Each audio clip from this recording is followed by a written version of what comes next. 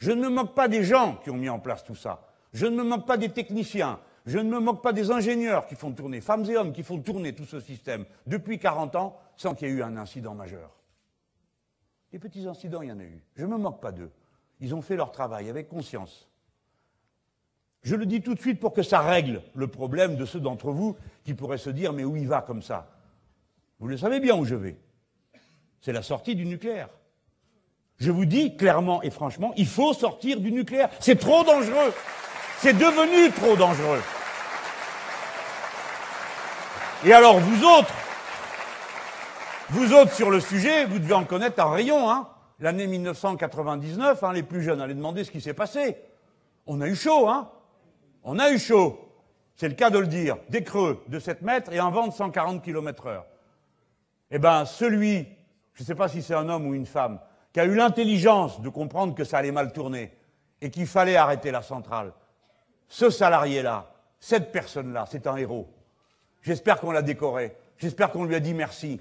Parce que ce jour-là, c'était la conscience professionnelle, à son plus haut niveau, qui était en jeu. Et c'est quelqu'un qui s'est pas dit, si j'arrête, combien ça va coûter?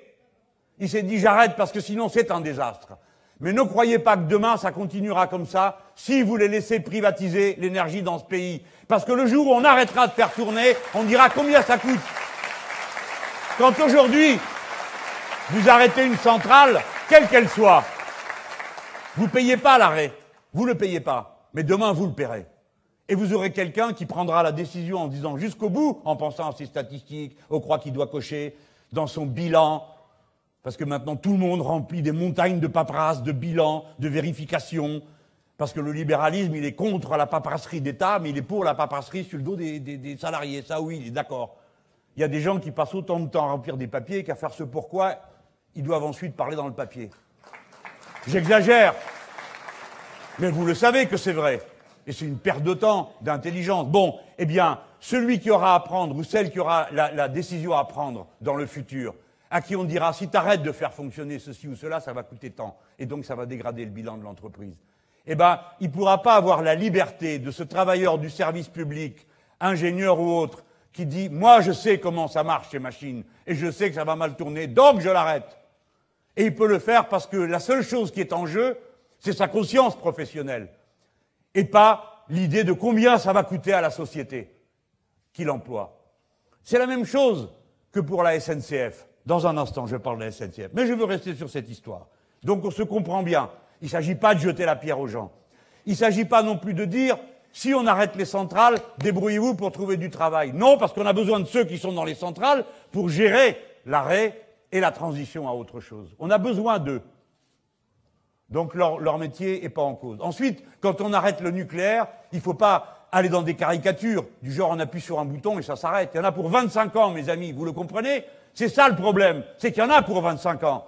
Et donc c'est une génération entière qui va passer son temps à se demander si tout va bien ou pas. Or, 80% des réacteurs vont atteindre leur limite d'âge. Et quand, s'il vous plaît? Voilà pourquoi je vous parle de tout ça. Dans le prochain mandat présidentiel.